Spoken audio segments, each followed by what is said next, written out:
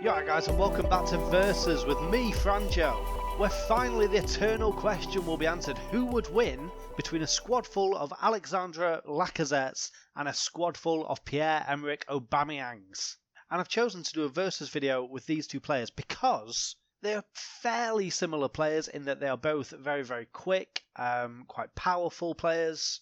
They're both playing at good levels in Europe, and they've both been linked with English clubs a bunch of times. So I'm thinking, if you were to get one of the two, how would you decide which one to get? Through a Versus video, of course. So in the white, red and blue corner today, we have Alexandre Lacazettes, the 25-year-old Frenchman. As always, we've given him a random current ability as manager, and he is just fucking brilliant as a manager. He's going to motivate the shit out of his clones. Lacazette has scored 72 goals in 173 league games, so saith Footy Manager, and has 1 goal in his 10 caps for France. And I was looking this morning because I remember in 2010 watching a match in the under-19s European Championship, and I remember seeing two very young lads. One was called Gueïda Fofana. I had to actually look him up because I've not heard of him since. And the other was Alexandre Lacazettes, and those two players, I thought, they can be fucking brilliant. And sadly, in looking up Gueïda Fofana, I've realised that he looked like he was going to be good. He was being compared to Patrick Vieira in some circles, very physical defensive midfielder, or sort of roaming central midfielder. And yeah, everyone had very high hopes for him, but he had to retire in January this year, January 2017, because he's just been plagued with injuries his entire career. So unlucky Gueïda Fofana, this match can be in honour of you and your career. These two matches, I should say. But yeah, as I say, the other man that I saw and thought, fucking hell, he's going to be good, was Alexandre Lacazettes. And he did get fucking good. I think there's probably still more to come from him. Kind of disappointed he's still playing in France, because it's not a terrible league, Ligue 1, but it's not the most competitive, is it? PSG are going to win. Monaco are going to come second. So Lyon, I think he can do better. I think he could get himself maybe a Dortmund if they sell Aubameyang. Maybe a big European club anyway in Germany or Spain or England. But yeah, he's a good little striker. It looks like he's going to make a good little manager as well. Let's have a look at his actual playing ability. So yeah, as sort of a poacher, well really a complete forward, isn't he? He's a complete forward. He could do with being a bit better at heading and having a bit of a higher jumping reach, but he's very good at dribbling, finishing, and he's got great first touch. Very good pass on him, great technique. Mental attributes in general are very good. Work rate could be a little bit higher, but that's a bit nitpicky. And yeah, apart from jumping reach, his physical attributes are very, very good as well.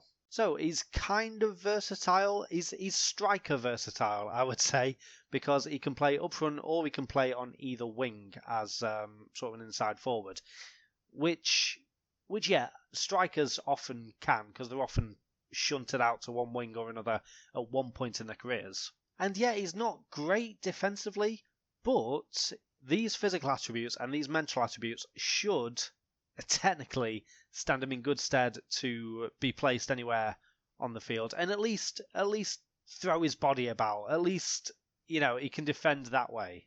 Just get in the way of stuff. It doesn't have to be pretty. And in the yellow and black corner today, we have Pierre-Emerick Aubameyangs, manager of the Aubameyang 11.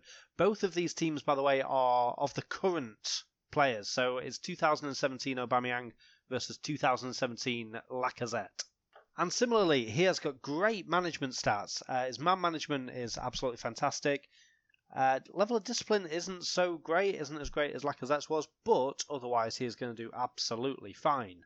The 27-year-old Gabonese international Pierre-Emerick Aubameyangs has, so far in his career, scored 103 goals in 250 league appearances, so saith Footy Manager, for a number of clubs as well. If you have a look on his career stats, he's played for Bastia, Milan, Dijon, Lille, Monaco, Etienne and Dortmund. So he also was sort of flitting about in the French Ligue 1 for a while. But yeah, undeniably, since he made the move to the Bundesliga, his career has just been uphill. And he's now regarded as a very, very, very good striker. I think his profile as a striker and as a footballer is higher than Lacazette's, I would say. I would say people rate him more highly. But if we have a look at the attributes of his actual playing self, you'll see he's a bit more of a pacey, just an all-out pacey guy. He's a hard worker, he's good off the ball, and he's got just the best pace you can possibly have. He's decent in the air, which might stand him in good stead for this game. He's got a decent finish and first touch. Mental attributes are fine. As I say, off the ball, work rate, composure are all good stats. And anticipation are all good attributes to have for a striker. And yeah, he's a very athletic player. He'll get about the pitch well and very, very quickly. But he's not as rounded as Lacazette. They're similar players, but they have their own strengths and weaknesses. So it'll be interesting to see how it goes between them. And if we compare the two, actually, it's very close between them, but average attributes for technical, Lacazette just edges it. For mental, Lacazette just edges it. And for physical, Aubameyang just edges it. Because of that bloody explosive pace. But yeah, not too much between them at all. The Lacazettes are favourites for the league.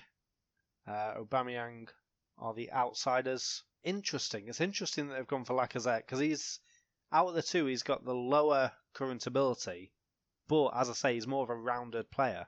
So into the first of our two games then. So the Aubameyang 11 are the home side today. The Lacazette 11 are the away side. And the Aubameyang 11 are actually just favourites. And the Aubameyang 11, strangely, going for a kind of a 4-4-1-1, the old David Moyes special. Which I guess makes sense, actually. You may as well hold as solid a shape as possible with these two banks of four, safe in the knowledge that these wingers, and possibly one of the midfielders as well, has the pace, possibly the fullbacks even, has the pace to get forward very, very quickly into those higher positions. So they're keeping it solid, and then they'll be able to break at speed and get players forward very, very quick. The Lacazette 11 are going for a more standard 4-2-3-1, which is practically the same, but it's more commonly seen, the 4-2-3-1, which means they might get a little bit outnumbered in midfield, possibly, but it should be quite even. They're just leaving these wingers higher forward when they are off the ball. But yeah, it'll be interesting to see how these teams play. I'm guessing there's going to be a lot of passing into space. There's going to be a lot of playing the ball over the top if there's any space behind the defences. Aubameyang 11 have a free kick. 6 minutes in, it's punted wide by 14. Lacazette 11 have their own free kick now. Lacazette 2. Oh, he puts it. Was that deflected? Lacazette 2 gets the credit for the goal. But that was a strange place to put that free kick. Either he's a very smart player and he tricked the goalkeeper, or it took a deflection off that wall. Oh, it definitely took a deflection. He was aiming to just go over the top, curl it into the near side, and it deflected and went to the far side, bamboozled the keeper. And bloody hell, Lacazette 11, with their only shot on target of this half, have the lead. Aubameyang's coming forward now, though. Aubameyang 25, the runt of the litter, puts it wide. Second half then, so not much happened in that first half. The Aubameyang 11 had quite a few long shots, which sort of makes you think that the stats are in their favour, but they weren't really. It was a very even, very cagey, very boring half, to be fair. The Lacazettes are in possession, 20 minutes from time. Aubameyang 9 steals the ball and puts the ball into space, but Lacazette 23 gets there. It seems like the pace of the Aubameyangs has been taken into account by the Lacazettes, and they've sort of just stayed tight to that one lone striker, and he's been a bit isolated. Aubameyang 20, trying to make a bit of space, but there's just a wall of Lacazettes, and the Lacazettes win it back. Here's 25. His teammates are in no hurry to get forward. Lacazette 9 to 21. There are 3 in front of him now. 25. Can he have a go? 25 does have a go. Oh, good shot. I was expecting that to be saved. And Alexandre Lacazettes, they sort of just walked through the Aubameyang team. But that place shot into the top corner, brilliant, brilliant effort. And it looks like the first blood will go to the Lacazette 11. The Aubameyang 11 haven't really done anything. And yeah, both sides had 2 half chances, and that was it. The Aubameyang 11 had 16 shots, but 11 of them were long shots. Both teams had pretty high pass completion percentages, which is sort of telling. Because as I say, I'd expect these two players to play the ball into space more than they were doing. And the fact that they've got so many passes completed means that they weren't really doing that. They weren't playing to their own strengths. So the Aubameyang 11 need to get at least a 2-0 win out of this game. Both teams are going for the same system, the 4-2-3-1 wide against the 4-4-1-1. But the Aubameyangs, they need to get support to this lone striker. You saw in that second Lacazette goal in the first game, right? One of the Lacazettes came forward and he had 3 Lacazettes in front of him. And he could have tried to play through any of them. He went for the centre-forward and the centre-forward put it away. The Aubameyangs, on the rare occasion that we've seen them get the ball in the final third, it's just been the striker is just completely isolated. They're struggling to get the ball to him and he's struggling to do anything with it once he's got it. And that's why they're having so many long shots as well. They need to think. And a minute and a half in, we have our first highlight. What is this going to be? Oh, the Lacazettes have intercepted the ball, and they've intercepted it again. Now, Lacazette 7-18. Can they kill the game off within the first 2 minutes? It's crossed in, and Lacazette 15 makes it 3-0 on aggregate. And you'd have to think that's just game. And the Aubameyangs have been taken apart. They are very quick, but the Lacazettes, when put into a team, have more skills that they can contribute to different positions. And that seems to be what is winning this match for him. A Lacazette corner. It's swung in, headed away as far as Lacazette 2. Could he have a go? Lacazette 2-18. Oh, the Aubameyangs have won it. Oh, they've just given it away. Bloody hell, Aubameyang. Lacazette 8-12 7. Nice little passing move to 15 12 15. Lacazette 15 crosses in from the left. 18 goes down. It's a penalty. Oh, it's a penalty for the Lacazettes. And we could be on course for the biggest drubbing in Versus history. And frankly, it's a surprising one. I was expecting it to be a lot closer, with probably the Aubameyangs coming out on top.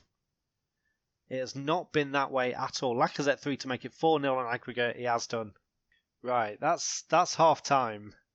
2-0 at half time. By my reckoning, if they get another 2 goals, I think that'll be the worst drubbing in Versus history. It doesn't look like it's going to be a chance-heavy match, though. The Aubameyangs, again, they've had 8 shots, 4 of which have been long shots, 1 of which has been on target. They're not creating enough at all. Another long shot, on target, but still. The Lacazettes at this point, they've had 2 clear-cut chances, 2 half chances. And even while I'm just reading through these match stats, we've gone all the way through to the end from half-time. And it's an odd one. Genuinely, they were not my favourites, but my predicted winners of this matchup. I always have in my head who I think is going to win a particular matchup. And Aubameyang, for me, higher current ability, faster, the more talked about player, the more rated player, he should have it in the bag. They're both strikers. Neither of them are very versatile.